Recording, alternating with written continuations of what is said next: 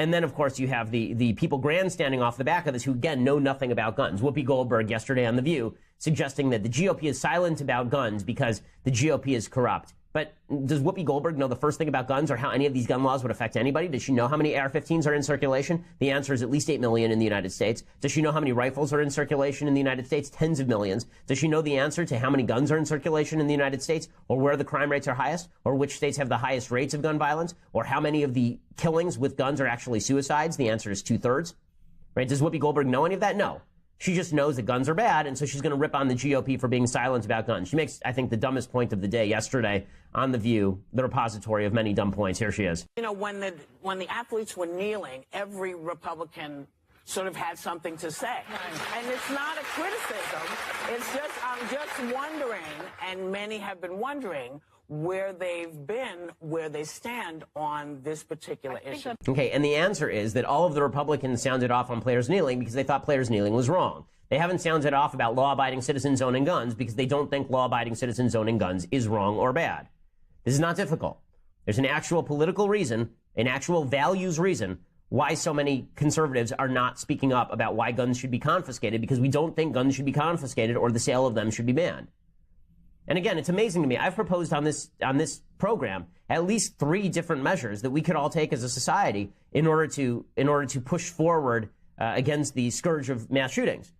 And none of these have been seriously discussed by the media. They would prefer to just shout guns, guns, guns, ban, ban, ban, confiscate, confiscate, confiscate. But none of them actually want to talk about serious, hard proposals. The Democrats apparently have now made a move in the House. They've introduced a piece of legislation to ban all semi-automatic rifles. Of course, this is going nowhere, and they know it. The reason they're proposing it is because they want kudos from a bunch of the people in the media. They want a campaign on it. As I've said before, the Democrats had control of Congress. They had full control of the Senate, meaning 60 votes in the Senate. They had control of the House. They had control of the presidency from 2009 to 2011. Did they pass one single gun regulation? The answer, of course, is no. They waited until Republicans took office, and now they get to grandstand. They get to stand there and claim that it's Republicans who are standing between Americans and safety. If those dastardly Republicans would just get out of the way, then we'd be able to pass some really good regulations. They have no intention of pushing anything remotely resembling a good regulation. They just want to posture about all of this. And fortunately, they have the media to do it for them. They have the media to stand there and do it for them. So Jimmy Fallon does the same thing. Here's Jimmy Fallon praising the Parkland students and suggesting that they are all heroes and he is going to march with them. So it's not enough, by the way, that we have one pope of politics in Jimmy Kimmel on late night. Now we have to have 2 popes of politics on late night. Jimmy Fallon joins Jimmy Kimmel in this effort. Stephen Colbert, of course, has been the pope of politics before, so we actually have the Holy Roman Empire, and the kingship is passed around, the emperorship is passed around between various parties depending on how the ratings are. Fallon wants to get in the game because he's been ripped as too anodyne, as too lackluster, as not political enough by a lot of the left-wing commentators, and therefore he wants to get in the game. So here's Jimmy Fallon doing his best Jimmy Kimmel impression. He needs to grow a little bit of stubble and cry if he really wants to do this right. I think what the students of Marjorie Stoneman Douglas High School are doing is unbelievable. They're speaking out with more guts, passion, conviction, and common sense than most adults. They're high school students. It's beyond impressive. That strength that they have, it's inspiring. They are angry, and they're doing something about it and creating change. This is a real revolution. And they have organized a peaceful march on Saturday, March 24th in Washington, D.C., to demand action to prevent gun violence. I just want to say I stand behind you guys, and I will be marching alongside you with my wife and 2 children in D.C. to show our support. Wow, how nice. I mean, all the late-night hosts immediately coming out and signaling, virtue signaling, that everything that these kids have to say is wonderful, the bravery, the decency. Okay, they're not going to talk to, some of the other students. They're not going to talk to, some of the people who I've recommended that they talk to on the show. They're not going to talk to Kyle Kashuv, who still is unverified on Twitter, by the way. Thank you for following him. He's one of the students there who disagrees with some of these other students, but he, of course, is not appearing every single day. You don't know his name because he's not on CNN or MSNBC every single day. Still, as I say, unverified on Twitter. No shock there. But again, this is what the entire Hollywood infrastructure is going to do. The Oscars will be about that on Sunday night. You watch. They were going to do Me Too, but now this obviously allows them to virtue signal on another topic. Now, never mind that half the people in the audience have done movies in which guns are glorified as the way of stopping violence. Never mind that all those people are millionaires who are protected by armed security outside. You watch on Sunday during the Oscars, the entire thing will be about how we need to get rid of guns in our society, and then presumably all of our action movies can be Bruce Lee-style karate fights. That's basically what all of these things will turn into. So there's a problem with the suggestion that the children shall lead us, and that the kids shall lead us. It's a different problem even than the identity politics question of does victimhood confer expertise? And that is, a lot of kids are not all that bright. I mean, I'm not saying these kids who are speaking on TV aren't bright. You know, for their age, I'm sure they're very bright. I'm talking about, are these kids, are kids in general capable of the kind of decision making that adults are capable of? And the answer, as a general rule, is no, which is why, of course, we have legal restrictions on kids buying cigarettes and kids buying alcohol and kids buying guns and all the rest of this sort of thing. There's a reason that 16-year-olds don't vote. Now, there are a lot of people who have gotten on my case for saying this because I was writing syndicated columns at 17. Well, that's fine. You know, I was taking flack at 17, too. And there were people saying I was too young to write columns then. And some of the stuff I wrote, I think was dumb. You know, like, if I look back at the stuff that I wrote when I was 17, I think a lot of it's good. I think some of it's not so good. And I hope that I've matured over a period of time. People generally do.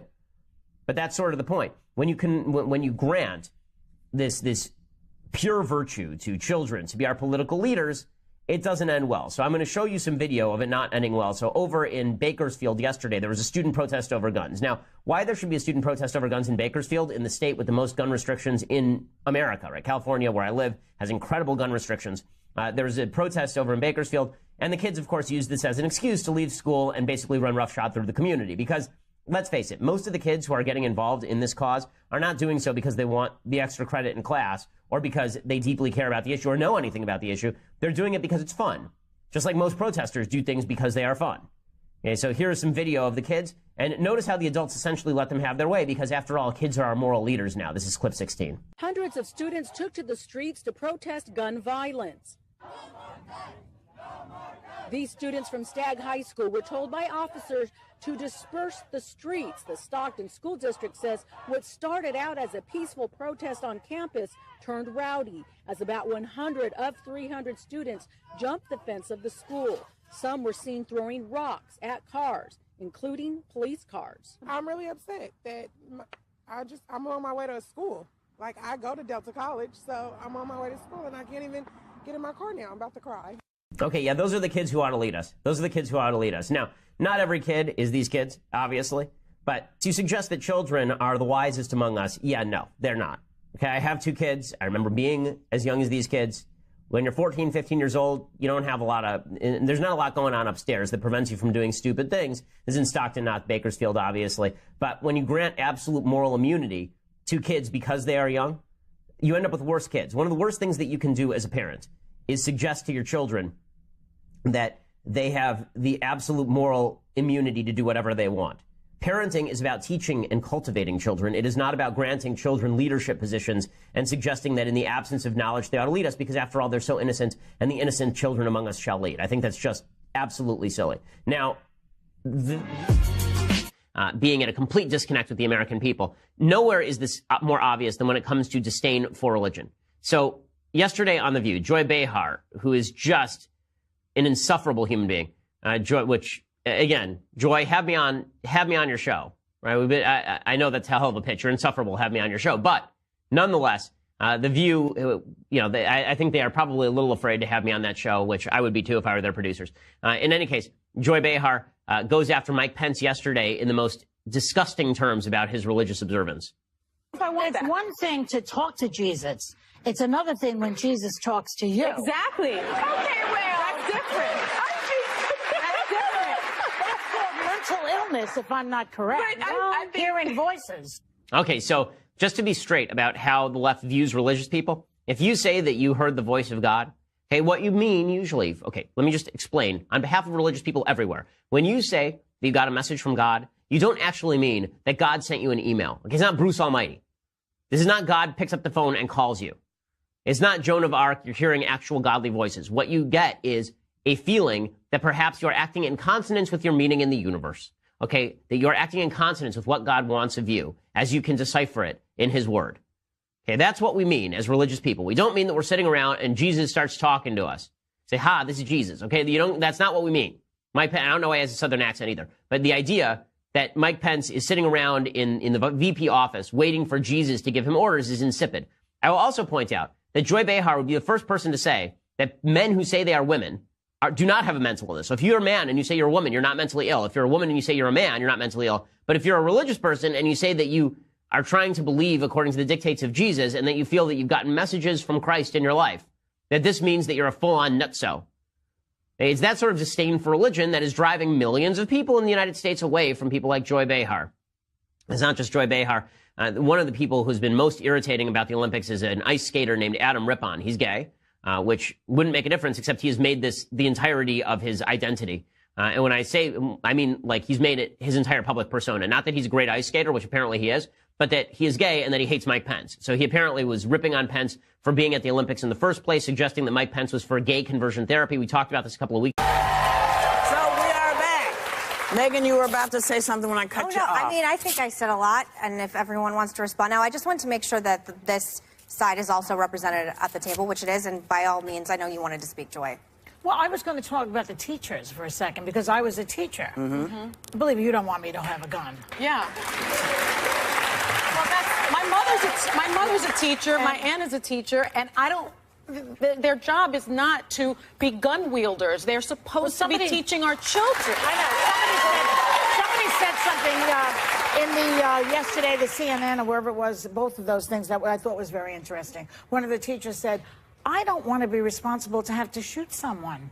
I mean, it's bad to get shot, but to shoot someone, I mean, I don't know if I could live with that. And actually, I think the teacher who said it, I'm blanking out on her name, but there's a teacher there who is a gun owner who was at Parkland, and she said, you know, I'm now reconsidering AR-15s. We've seen one of the biggest Republican donors I know, Al Hoffman. You might remember him. He raised hundreds of millions for the Republican Party, and he said, I'm not giving any more money to anybody who does not support a assault weapons ban. And I think people need to take a stand. I think it's time that people... And many states do, by the way. Many states do, by the way, including New York, where we're in right now. But I will say this thing about the teachers. I need to emphasize again, President Trump is talking about people with military experience who are comfortable. But do you know that training with guns? Do you really think that's practical? Do you know how many schools there are in this country? So you're going to have military trained people in every school? I think schools need to be guarded much more than they are now. I think there'd be better security. And I do think if you have ROTC or military experience, no, I don't have a problem with you arming and having a gun. Can we talk about statistics for a second? Can we talk about facts? Yeah, because I think facts matter. Everyone that has done a study... You know what? I'm not sitting here spouting off hubris. I just gave you a ton of facts. 39 alerts. Stop. Okay, stop. Everybody just stop. Take a breath. Everybody just take a breath. I just want to talk. I understand. Everybody wants to talk. Let's just take a breath, because all I'm hearing is and so we can't hear anything. You can't talk at the same time. You can't talk at the same time. I just want to say something. That's okay. Yeah. If we look at the facts, if we look at the statistics, everyone that has done the studies in law enforcement, at Harvard, at all the think tanks, they have shown that more guns do not make people safe. Less guns make people safe.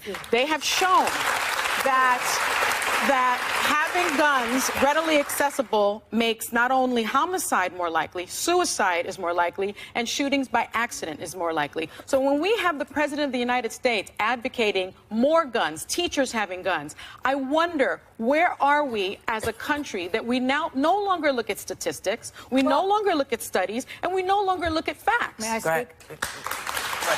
You have something? I was going to say, there is, if you follow the money, more guns is more money for gun manufacturers. So there might be the NRA. I mean, the other thing about the NRA, I never really thought about it until recently, the NRA. And years ago on this show, that we wanted to bring up the NRA, people would say to me, don't talk about them. They go after you. It's scary. I think that is different now. I think that people are taking on the NRA. And a lot of people in Congress, somebody said this morning, if you can't take on the NRA, you're in the wrong job. And I think that made a lot of sense. Now, I respect people who have guns. Let me just say one more thing. I respect people who have guns. I once lived in the woods. People know the story. I was trapped out somewhere in the middle of the woods with 2 basset hounds, a baby. My husband went to Tijuana to do his PhD. Don't ask why. And I was alone in the woods, and I wanted a handgun. Yeah. I remember saying to friends, why can't I get a gun, just in case some weirdo, of course, I was reading in Cold Blood at the time, that book about these guys coming in and killing you in the woods. So I understand wanting a gun that you know how to use when you're trapped alone with babies in the woods. I don't understand why hunters and sportsmen need to use military-style rifles. That is completely over my head. Can I just say something, though? We talked about this before, and I have so much respect for that, because I think there's an impression with a lot of people that that liberals want to completely remove the Second Amendment entirely. No. And I think that is also a misnomer that I'm glad that is cleared up today. Of course. Okay. I also believe in capital punishment in some cases. As the freak of nature at the table, I just want to point out again, there is no reason why the NRA cannot work with these parents and students. There's no reason. Because when you say, listen, we're looking at a lot of these school shootings, the kids are coming out of houses with a lot of guns. So we want to find a way to work this out. That's what people are trying to do. Less, you can't have guns, but hey, maybe there's too many and we need to take a look at it. So we have to have the conversation. The NRA has to hear it. They have to hear it. I think it's important. I think everybody at the table wants everybody to have their best life. But my best life can't outshine your best life. And if your best life says, I need your help with this, or I need your help with this, or I need your help with this, we have to find a way to do it. And that's that.